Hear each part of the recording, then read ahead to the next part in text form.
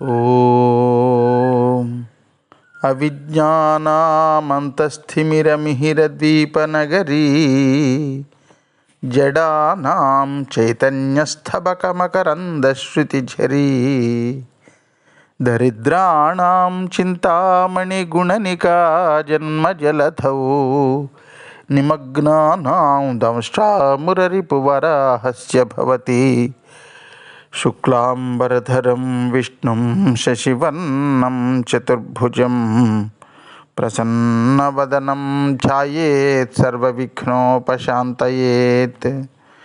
వందే గురుపదద్వంద్వమవాన్మానసగోచరం రక్తశుక్లప్రభామిశ్రమతర్క్యం త్రిపురం మహః.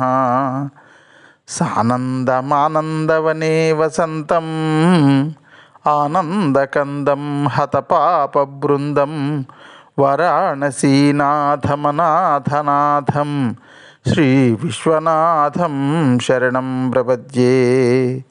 విశ్వేశం మాధవం ఢుంఢిం దండపాణిం చ భైరవం వందే కాశీగుహాం గంగాం భవానీం మణికర్ణికాం. హర నమః పార్వతీపతయే. హర హర మహాదేవ శంభో శంకర.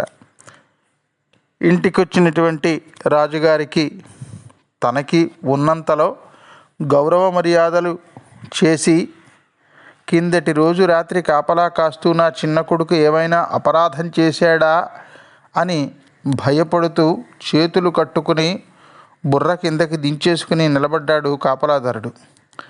అప్పుడు రాజుగారు అతడితో అన్నారు, రత్నంలాంటి కొడుకుని కన్నావురా. నిన్న రాత్రి నీ కొడుకు ఏం చేశాడో తెలుసా? జాగ్రత్త జాగ్రత్త అని అరవలేదు, నువ్వైతే అలా అరిచేవాడివి. అతగాడు అలా అరవలేదు, జాగ్రత్త జాగ్రత్త అని బిగ్గరగా ఏడుస్తూ అర్థవంతమైనటువంటి 7 వైరాగ్య శ్లోకాలు చెప్పాడురా. ఇంతవరకు నేను ఇటువంటి శ్లోకాలను విన్నది లేదు, కన్నది లేదు, అసలు ఊహించినది లేదు. అందుకు బహుమానంగా అందుకోవయ్యా ఈ బహుమతులు అని ఎన్నో రకాల బహుమతులు అందజేశాడు. ఇంతకీ ఆ 7 శ్లోకములు ఏవి అంటే, మాతా నాస్తి పితా నాస్తి నాస్తి బంధు సహోదర అర్థం నాస్తి గ్రహం గ్రహం గ్రహం జాగ్రత్త జాగ్రత్త జన్మ దుఃఖ జరా దుఃఖం జయ దుఃఖం పునః పునః సంసార సాగరం దుఃఖం తస్మాత్ జాగ్రత్త జాగ్రత్త. కామ క్రోధశ్చ మోహశ్చ దేహే తిష్టంతి తస్కరాః జ్ఞానరత్నాపహారాయ తస్మాత్ జాగ్రత్త జాగ్రత్త. ఆశయా బంధ్యతే జంతు కర్మణా బహుచింతయా ఆయుక్షీణన్న జానాతి తస్మాత్ జాగ్రత్త జాగ్రత్త. సంపత్స్వప్నశృంకార యవ్వనం కుశమోపహం విద్యుచంచలం ఆయుషం తస్మాత్ జాగ్రత్త జాగ్రత్త. క్షణం విత్తం క్షణం చిత్తం క్షణం జీవితమాదయోః యమస్య కరుణా నాస్తి తస్మాత్ జాగ్రత్త జాగ్రత్త.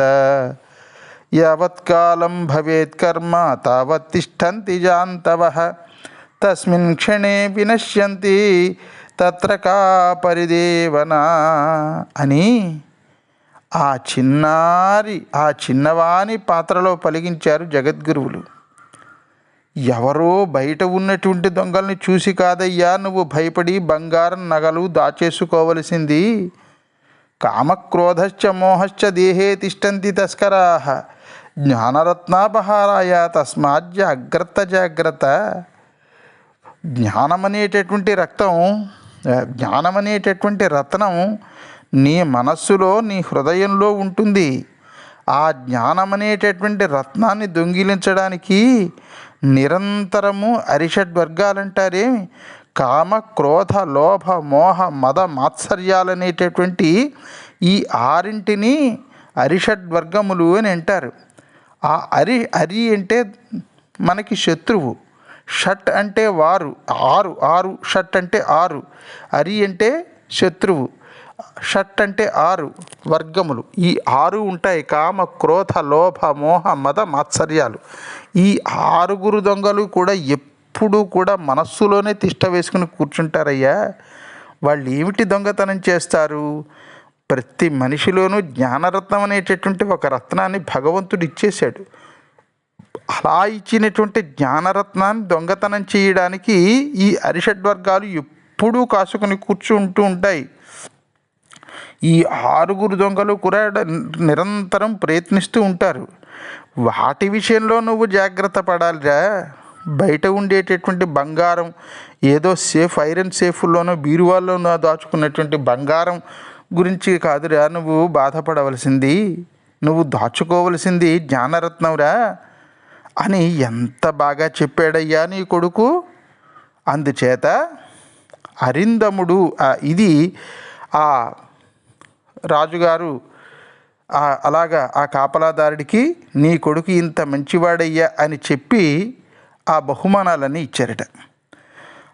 అలాగే మన కథలో మనం చెప్పుకుంటున్నటువంటి ఈ అరిందముడు, కళింగరాజు ఎవరైతే ఉన్నాడో ఆ కళింగరాజు పేరు అరిందముడు అని చెప్పుకున్నాం.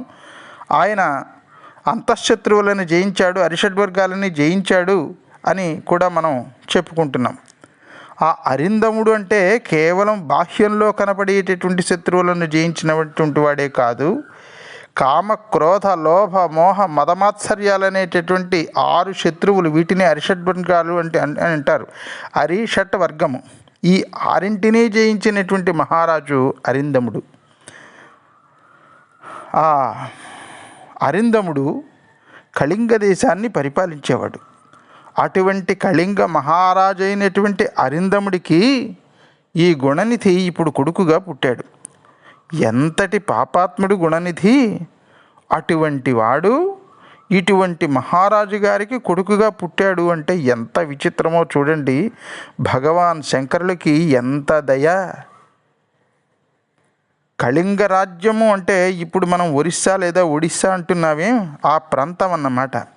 పూర్వం ఈ ఒడిస్సాని ఓఢ్ర దేశము అనేవారు, కళింగ దేశము అనేవారు. ఆ రాజ్యపు రాజుగారికి కొడుకుగా పుడితే, రాజుగారి పేరు అరిందముడు కదా, అందులోంచి అరి అనేటటువంటి 2 అక్షరాలు తీసేసి దముడు అనేటటువంటి పేరు పెట్టాడు కొడుక్కి. ఈ దముడికి కొంచెం గత జన్మ స్మృతి చిన్నప్పటి నుంచి కొద్దిగా ఉంది.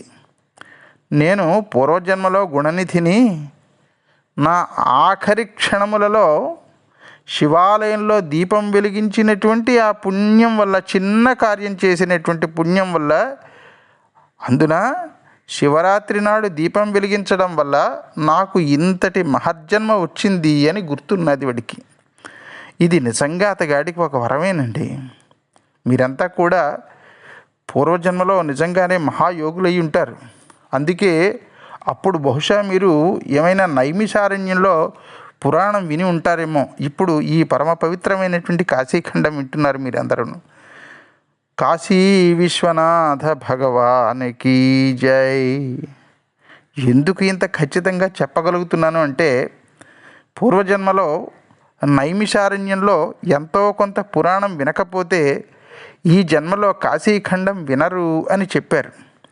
కాశీఖండంలోనే ఈ మాట సాక్షాత్తు వ్యాస భగవానుల వారే సుస్పష్టంగా చెప్పారు.